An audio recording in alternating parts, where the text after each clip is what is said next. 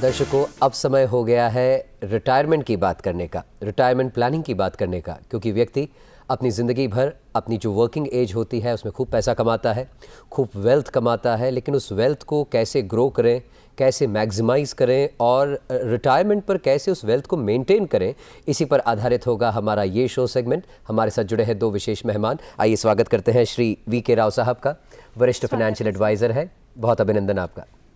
साथ ही हमारे साथ जुड़े हैं एक और विशेष मेहमान, चार्टर्ड अकाउंटेंट श्री सुमित बंसल जी। आपका भी बहुत स्वागत है कार्यक्रम डीडी मॉर्निंग शो में। बातचीत की शुरुआत करते हैं आपके साथ डॉक्टर राव। ये योजना बनाने की शुरुआत कब से होनी चाहिए? ये फाइनेंशियल प्लानिंग या रिटायरमेंट को दृष्टिगत रखते हुए फाइनेंशियल प्लानिंग की बात करें तो ये योजना बनाने की शुरुआत कब से होनी चाहिए? जी, योजना बनाने की कोई विशेष उम्र नहीं होती है। यदि आप प्लान कर रहे हैं, आपके इरादे क्या हैं, आप कैसी ज़िंदगी जीना चाहते हैं, आप 18 साल के हैं, 18 साल में आप सोचना शुरू कर सकते हैं। आप 25 साल के हैं तब सोचना शुरू कर सकते हैं। यह इंतज़ार मत करिए कि आप 40 साल के हों, टाइम है, बहुत टाइम है, हम आराम से प्लान करेंगे। जी, अर्ली प्लानिंग आपको डिविडेंड ज़्यादा देता है, इस बात को हमेशा ध्यान में रखिए। आप यदि 20 साल की एज में काम करना शुरू करते हैं, आपके पास 40 साल 50 साल का होराइजन है, जिसमें आप 50 साल के इन्वेस्टमेंट के बेनिफिट्स को रीप कर सकते हैं। और यदि आप बहुत लेट प्लान करते हैं तो आपके पास टाइम कम है, आपके इन्वेस्टमेंट बढ़ जाएंगे। यदि हम ये मानकर चलते हैं कि अभी हमारी रिक्वायरमेंट 50 साल है, 25 साल के का बेसिक कैलकुलेशन करते हैं तो 25 साल बाद हमारी जो आज की 50 साल की रिक्वायरमेंट है नॉर्मली 5 to 6 टाइम्स हो जाती है। आज का 50,000 25 साल के बाद रफली 2.5 लाख एक महीने की रिक्वायरमेंट होगी। तो उसके हिसाब से यदि हम सेविंग की बात करें तो 6 करोड़ की हमारा कॉर्पस होना चाहिए। अब 6 करोड़ के कॉर्पस के लिए अभी बहुत बड़ा लग रहा है और हमने सोचा नहीं होगा। यदि आप किसी भी ऐप पे या कैलकुलेटर पे जाके करते हैं तो आपको लगता है कि 2.5 लाख उस वक्त लगेगा जी। और परेशान होने की बात नहीं है, बिल्कुल परेशान होने की बात नहीं है।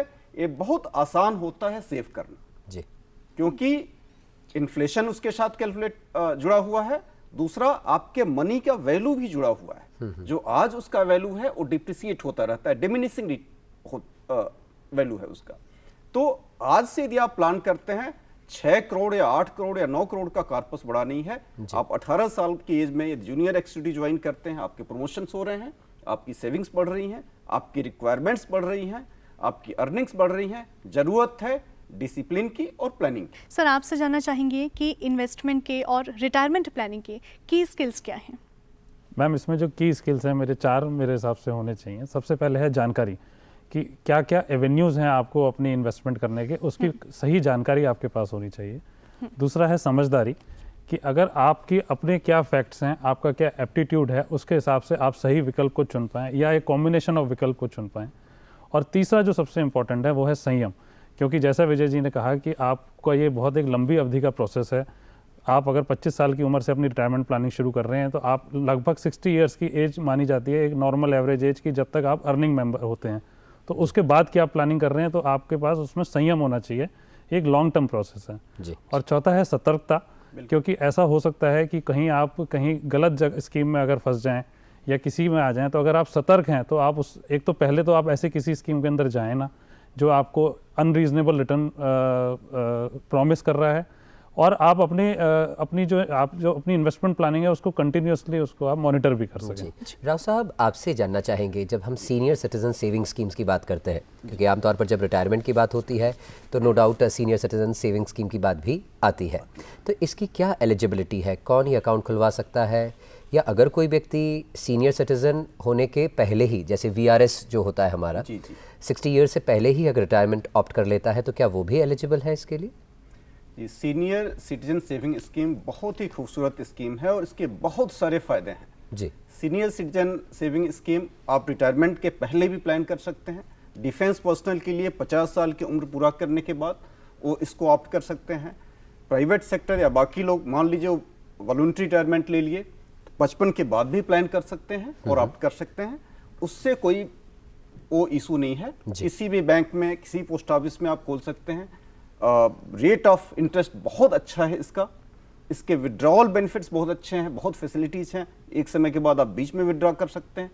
कन्वर्टिबिलिटी की फैसिलिटी है इसमें, तो बहुत ही अच्छी स्कीम है जी। ये आप रिटायरमेंट के पहले 60 साल के पहले आप इसको ले सकते हैं। जी जी सर, आपसे जानना चाहेंगे कि सीनियर सिटीजन सेविंग स्कीम कितने सालों के लिए हम खुलवा सकते हैं ये अकाउंट, और क्या इसमें कोई एक्सटेंडेशन का पीरियड है कि हम इसमें आगे एक्सटेंड करवा सकते हैं?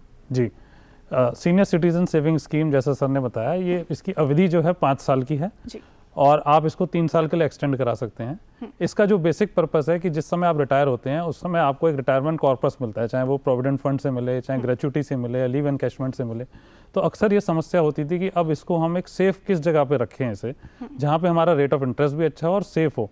तो उसके लिए भारत सरकार ने ये दी है, ये क्योंकि गवर्नमेंट ऑफ इंडिया की स्कीम है, एकदम सेफ है, रेट ऑफ इंटरेस्ट भी जैसा सर ने बताया थोड़ा इसमें अधिक है नॉर्मल एफडी से, और वो आप रिटायरमेंट के टाइम जो आपको फंड मिला है, अब इसकी लिमिट भी 15 लाख से बढ़ा के 30 लाख कर दी गई है इस साल से, तो आप 30 लाख उसमें जमा कर दीजिए 5 साल के लिए, ज़रूरत है तो 3 साल के लिए और उसे एक्सटेंड कर सकते हैं। सुमित जी, इसमें जब आपने ये रिटायरमेंट बेनिफिट्स की बात की, ग्रेचुटी की हम बात करें या जो भी कॉर्पस आपको मिलता है, इसके टैक्सेशन इम्पैक्ट को थोड़ा सा हमारे दर्शकों को बताएं कि इसमें टैक्सेशन के दायरे में आप कितने आएंगे, कितना आपको रिलीफ मिलेगा? जी, जिस समय हम रिटायर होते हैं मुख्यतः हमें एक तो ग्रेचुटी मिलती है, जो लोग जॉब में हैं, तो उसमें पहले 10 लाख की लिमिट थी टैक्स फ्री की, अब भारत सरकार ने बढ़ा के उसे 20 लाख कर दी है, तो 20 लाख तक ग्रेचुटी पे कोई टैक्स नहीं है। लीव एनकैशमेंट की जो पहले लिमिट थी 3 लाख, वो सीधे बढ़ा के जंप कर दिया, उसे 25 लाख कर दिए, तो इसके ऊपर कोई नहीं है। प्रोविडेंट फंड बिना किसी लिमिट के जो भी आपका कॉर्पस है वो टैक्स फ्री है। मुख्यतः यही 3 चीज़ें मिलती हैं जॉब में। जी सर, 5 साल अकाउंट खुलवाने के बाद में अगर किसी बुजुर्ग को, हमारे सीनियर सिटीजन्स को पैसे की ज़रूरत पहले ही पड़ जाती है, क्योंकि वो एक उम्र का ऐसा पड़ाव होता है जहाँ पर एक रेगुलर इनकम की हम बात करें तो नहीं होती है, लिमिटेड सोर्सेज इनकम होते हैं, तो अगर किसी को प्री मैच्योर पैसों को करवाना पड़े तो क्या ऐसा भी कोई प्रोविज़न है? ये प्रोविजन सरकार ने बना रखा है कि आप यदि समय से पहले विड्रा करना चाहते हैं तो आप बिल्कुल विड्रा कर सकते हैं, उसमें कोई परेशानी नहीं है। जैसे एक्सटेंड करने वाला प्रोविजन था कि आप 5 साल से आगे एक्सटेंड कर सकते हैं, क्या आपको चौथे साल में एप्लीकेशन डालनी पड़ती है कि हम 3 साल के लिए और एक्सटेंड करना चाहते हैं। उसी तरह से आप 60% फंड विड्रा कर सकते हैं उसके पहले, उसके बाद बाकी को कन्वर्ट कर सकते हैं, बाकी को कंटिन्यू कर सकते हैं। ये बहुत अच्छी फैसिलिटीज हैं इस स्कीम के साथ। सर, अगर हम पहले ही उसको विड्रॉ करते हैं, यानी कि प्री मैच्योर अगर हम पैसों को करते हैं, तो क्या रेट ऑफ इंटरेस्ट हमें सेम मिलेगा? रेट ऑफ इंटरेस्ट सेम मिलेगा, कुछ प्रोसेसिंग फी के नाम पे यदि आप 1.5% फर्स्ट ईयर में आप विड्रा करते हैं तो वो प्रोसेसिंग फी लगती है। नेक्स्ट ईयर 2 साल के बाद विड्रा करते हैं तो 1% घट के हो जाती है प्रोसेसिंग फी, जो बहुत नॉमिनल है, लेकिन आप विड्रा कर सकते हैं। जी सुमित जी, और कौन से ऐसे इंस्ट्रूमेंट्स हो सकते हैं जो हमारे जो रिटायर्ड पर्सनल हैं वो अवेल कर लें, जिससे कि लिक्विडिटी रिक्वायरमेंट्स भी सेटिस्फाई हो सकें और साथ साथ पैसा भी सिक्योर्ड रहे और ग्रो करे? जी मयंक जी, तो एक और जो नया इंस्ट्रूमेंट अभी आया है वो है पीएम वय वंदना योजना। जी, इसमें और सीनियर सिटीजन सेविंग स्कीम में फ़र्क ये है कि ये एक पेंशन स्कीम है, इसकी अवधि 10 साल है और ये LIC के द्वारा मॉनिटर्ड है। तो आपको जैसे रिटायरमेंट का कॉर्पस मिला, आप उसमें पीएम वय वंदना योजना में अगर आप डालते हैं तो इसमें फिर आपको मैच्योरिटी तक इंतजार नहीं कर रहा, आपको अगले महीने से थोड़ी थोड़ी पेंशन मिलनी शुरू हो जाएगी। तो ये एक वो रिक्वायरमेंट पूरी कर सकती है कि एकदम कॉर्पस मेरे पास है, अब मुझे अगले महीने से इस कॉर्पस से थोड़ा थोड़ा पैसा चाहिए, उसके लिए ये एक इंस्ट्रूमेंट ज़्यादा बेनिफिशियल हो सकता है। इसके अलावा अगर PPF की बात कर लें, NSC की बात कर लें, तो ये कितने ज़्यादा ल्यूक्रेटिव हो सकते हैं? जी, तो रिटायरमेंट से पहले हमारे पास क्या इंस्ट्रूमेंट्स हैं, उसमें जो मुझे लगता है सबसे ज़्यादा जो बेनिफिशियल इंस्ट्रूमेंट है वो है नेशनल पेंशन सिस्टम। पूरी दुनिया के पेंशन सिस्टम्स को स्टडी करने के बाद भारत सरकार ने ये लॉन्च किया। नॉर्मली क्या प्रॉब्लम्स फेस करते हैं, पहली प्रॉब्लम ये कि कंपाउंडिंग जिसे कहते हैं, जैसे अल्बर्ट आइंस्टीन ने भी कहा कि compounding is the 8th wonder of the world, he who understands it's earns it, who does not understands it's page it. तो आपकी जो PPF की जैसे आपने बात करी, PPF एक फिक्स्ड इनकम वाली स्कीम है, आज की डेट में उसका 7.1% उसका रेट ऑफ इंटरेस्ट है। तो क्या हम अपना सारा पैसा ऐसी स्कीम में लगाएं तो इन्फ्लेशन जो है, इन्फ्लेशन को क्या वो बीट कर पा रही हैं, ये सारी प्रॉब्लम रहती थी। तो फिर कुछ प्राइवेट इंस्ट्रूमेंट हैं तो उसमें लगाएं तो लगता था कि क्या ये सेफ हैं। तो NPS इन सारी चीज़ों का एक कॉम्बिनेशन है। इसमें आप Tier 1 अकाउंट कहते हैं जो रिटायरमेंट का अकाउंट होता है, आप NPS Tier 1 अकाउंट खुलवाएं और उसमें आप चूज़ कर सकते हैं कि आप कितना % इक्विटी में लगाएंगे, कितना % गवर्नमेंट बॉन्ड्स में लगाएंगे और कितना प्राइवेट डेट में लगाएंगे।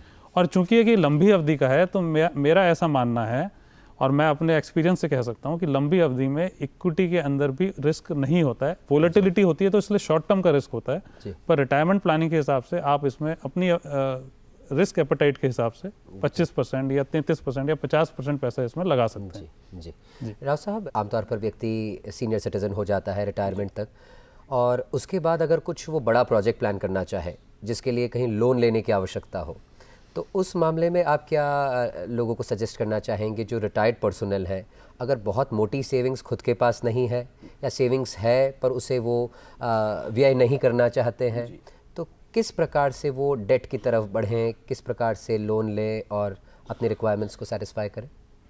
मयंक जी, देखिए, सबसे पहला तो सजेशन यही होता है कि आपका retired life debt free life होना चाहिए जी। फर्स्ट प्रायोरिटी आपकी ये होनी चाहिए। बहुत सारे लोग हैं जो रिटायरमेंट के बाद 60-65 में KFC के ओनर हैं जिन्होंने 65 साल में बिजनेस शुरू किया था। तो आपको लगता है कि हम सेकेंड इनिंग बेहतर खेल सकते हैं और यू मस्ट प्ले। तो ऐसी हालत में आपको फंड की रिक्वायरमेंट होगी। बहुत सारे बैंक के, गवर्नमेंट के सिस्टम्स हैं जिसके थ्रू आप फंड जनरेट कर सकते हैं विदाउट गिविंग कोलेटरल। MSME में है, MSME के थ्रू आप 1 से 2 करोड़ का फंड ले सकते हैं बिना कोलेटरल दिए हुए। आप उसका प्रोजेक्ट रिपोर्ट बनाइए, आपका अपना कन्विक्शन होना चाहिए, अपना प्लान होना चाहिए, आपका DPR होना चाहिए, और आप लोन लेकर के आप बिल्कुल आगे बढ़ें। चलते चलते सुमित जी, आपसे जानना चाहेंगे कि जो लोग रिटायर्ड हो गए हैं या होने वाले हैं, कई बार लोग चाहते होते हैं कि हम 60 इयर्स के पहले ही VRS ले लें और अपनी रिटायर्ड लाइफ को अच्छे से एंजॉय करें, उनके लिए क्या टिप्स देना चाहेंगे? देखिए, अच्छी बात है कि अगर आप आपने जल्दी रिटायरमेंट प्लानिंग शुरू करी है, आपने अपनी हेल्थ के ऊपर इन्वेस्ट किया है, आप हेल्दी हैं और आपने अपनी स्किल डेवलपमेंट में इन्वेस्ट किया है, तो आज की डेट में ये बहुत ट्रेंड है कि लोग अपने जो मुख्य उनका जो व्यवसाय है उससे जल्दी रिटायरमेंट लेते हैं और कुछ ऑल्टरनेट ट्राई करते हैं, क्योंकि उनकी हेल्थ और उनके फाइनेंस अब उसको परमिट कर रहे हैं। तो ऐसा अगर आप करते हैं तो मुझे लगता है ये तो एक बहुत ही सक्सेसफुल जीवन की निशानी है। तो रिटायरमेंट के बाद भी आप हेल्दी रहें और वेल्दी रहें, यही हमारे इस शो सेगमेंट का भी उद्देश्य था। आप दोनों ही अतिथियों का, दोनों ही एक्सपर्ट्स का बहुत बहुत शुक्रिया जो आप कार्यक्रम में आए।